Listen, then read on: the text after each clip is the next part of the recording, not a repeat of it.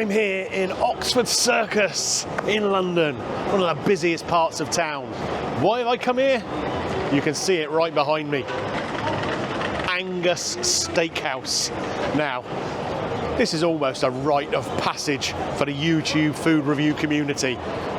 Hannah Ricketts has been here, Gary's been here, Harrison Webb's been here, even the Mac Master back in the day came here.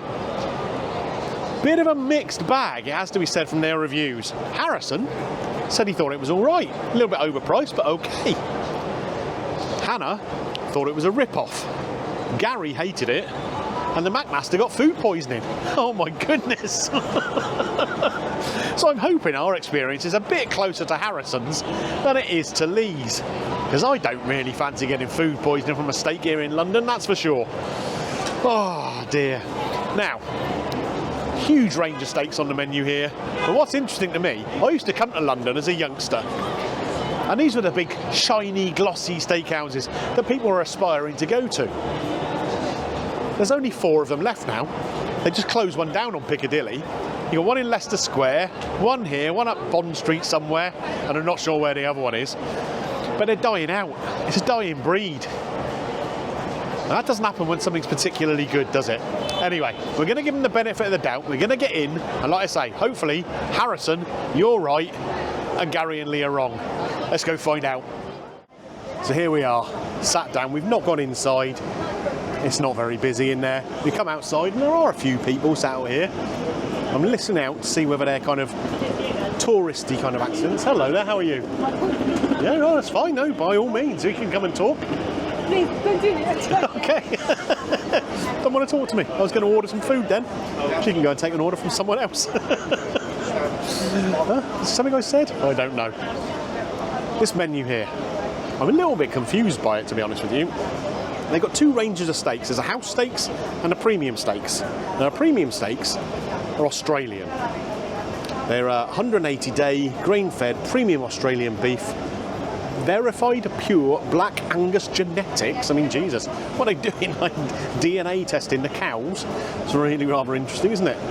The house steaks, though, the regular steaks, are grass-fed New Zealand beef. Now, I think of New Zealand with lamb. And I think of the UK and Ireland with beef. If you're going to get regular steaks, why are you not getting them locally? Why are you getting them shipped over from New Zealand, of all places? Doesn't strike me as the best option, does it? Anyway, we're not going with the New Zealand one. Don't worry, New Zealand folks. I'll stick to your lamb, don't worry. I'm going to go with their premium steak menu. What I think we'll do, we'll get a nice big steak, couple of sides, couple of sauces, and we'll see what it's all about. Is it going to be as bad as people have made out? Or am I going to be impressed? We shall find out, won't we?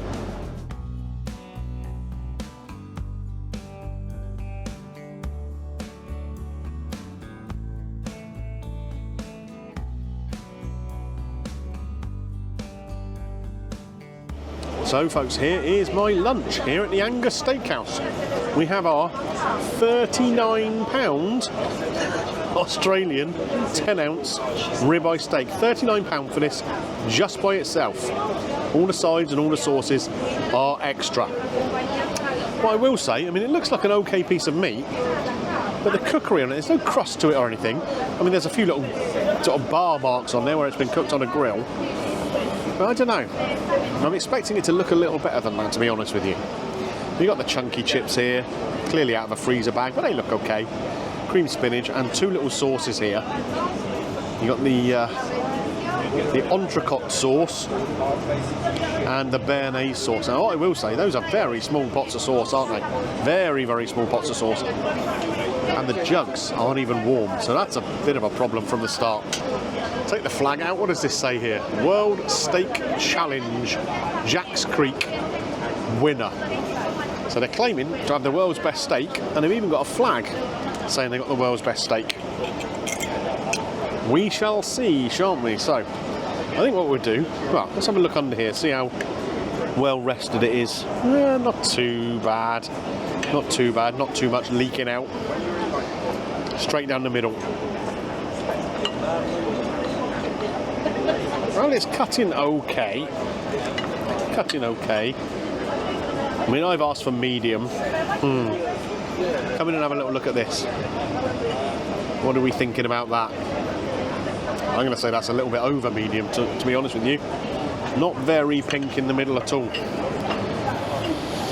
Okay, let's give it a try. I say it's cutting okay. I just think it's a little bit over. Hi. I don't know yet. I'm about to try it. First mouthful ready. Thank you. Very keen to know what I think about it.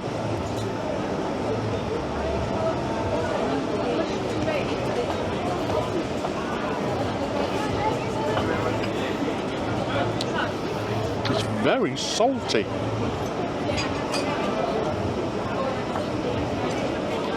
Incredibly salty. As if they've literally laid it down in a little bed of salt before they put it on there. Now, I'm all for seasoning meat before you cook it. But blimey. That is... wow. I mean, I wonder how it is around the outside here.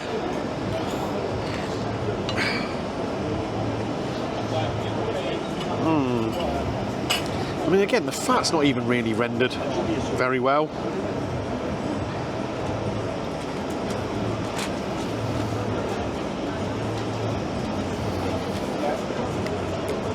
A bit chewy.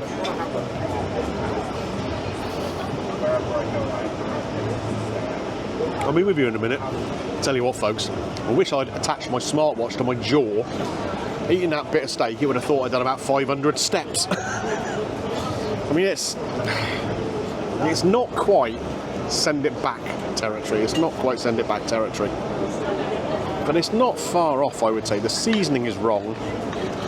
The cookery, I mean, yeah, parts of it look medium, parts of it look more done. It's just that salt.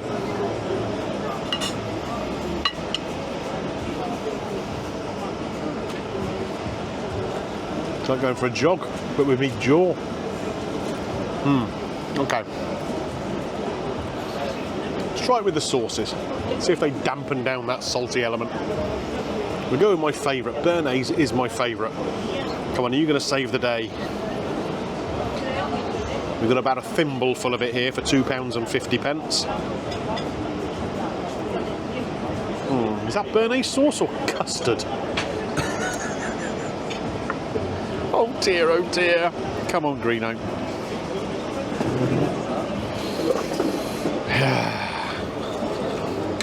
The things I do for you guys.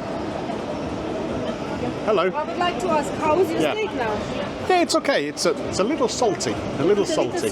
Yeah. So I think I used a bit too much seasoning on, but it's okay. We use it with the sauces, and yeah, but it's just a little salty. Yeah, it's okay. It's okay. Okay, thank you.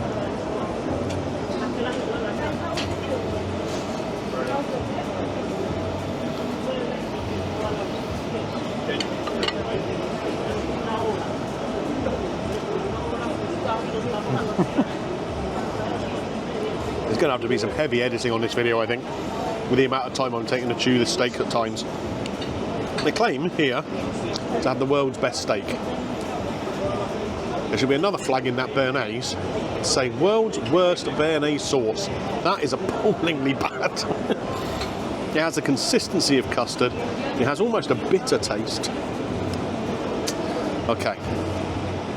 The green sauce. Come on, it's green. It's got to be good. Same like the spinach. We'll try that in a second. And this is in a very cold jug, so I'm wondering whether it's actually a cold sauce. Here we go.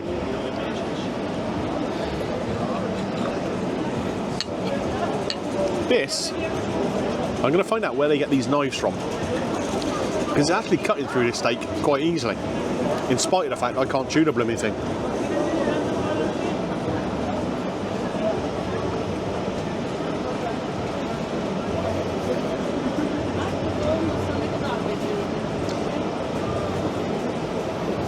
Very interesting sauce, that. Herby, but vinegary. Yeah, I'm not sure about that at all. It's not the fault of the sauce necessarily, because I didn't even know what it was. I just ordered it because it was green. Yeah. Green sauce doesn't get a green light, that's for sure. Right, spinach time. I'm just going to try it out of here. What do we think about the consistency and the cook on that? It doesn't look the greatest. It's not exactly Hawksmoor's cream spinach, that's for sure.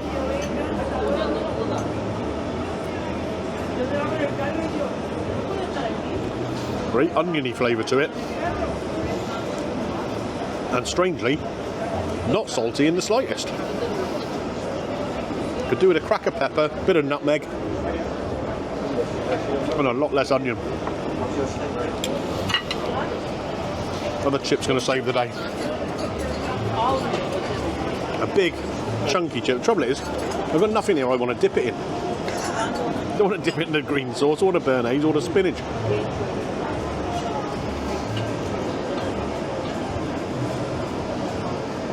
It's an okay chip. It's an okay chip. Crisp on the outside, fluffy in the middle.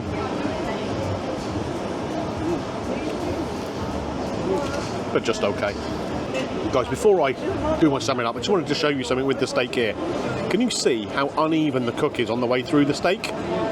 So in the middle, we're kind of looking towards medium well. And the further out we go, I mean, this is almost medium rare territory on the ends. So I wonder whether they put the steak onto the grill and it's kind of curled up like that.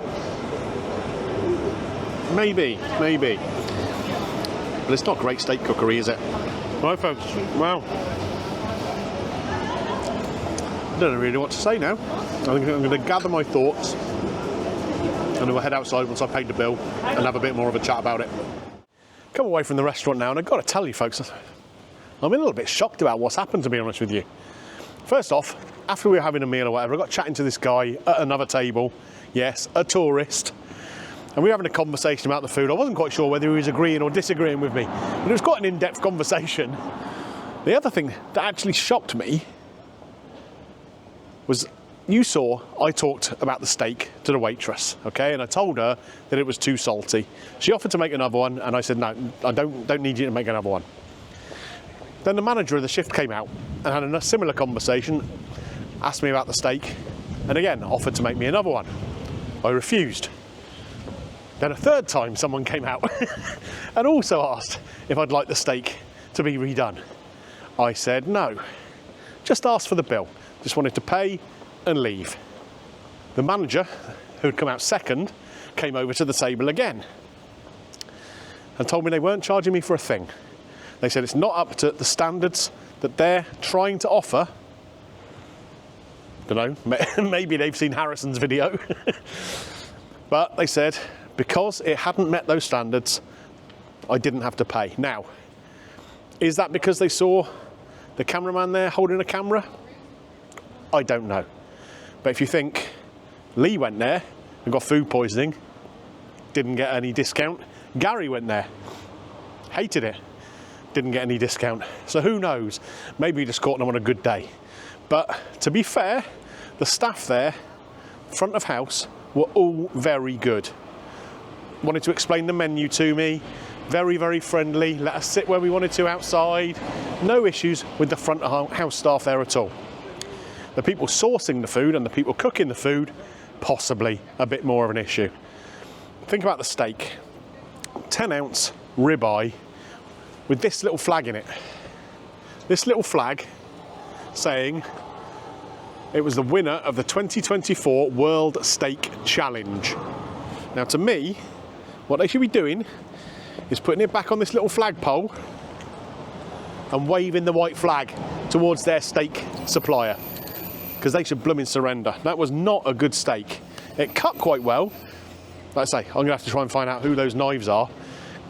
Probably good for surgery if they can get through that steak like that. It was quite chewy. But the thing with the other thing with the steak was, you saw it wasn't a thick piece of steak at all. Now I'd ordered a ribeye, and you kind of expect a ribeye to come out a bit like that, and this was about half the thickness, you know. And they couldn't judge the cookery of it clearly, because obviously the middle part of it had hit the grill more and must have curled up towards the edges, because the outer pieces of it were not cooked anywhere near as much. It was almost a steak sampler in itself, all the way from medium rare to medium well. Not brilliant, not a great taste, too salty and very chewy. The sides and the sauces. I mean, the sauces, I read it on the menu, I thought £2.50, that's not a bad price for a sauce. Then I saw the size of it. Something that came out of a doll's house, I think. Like, if Barbie's having a steak dinner, she can have that little béarnaise, can't she? And the flavours of them weren't that great either. Dear. The chips were okay. The chips were okay. Nothing special. Bog standard steakhouse chips, you know. The spinach, forget it.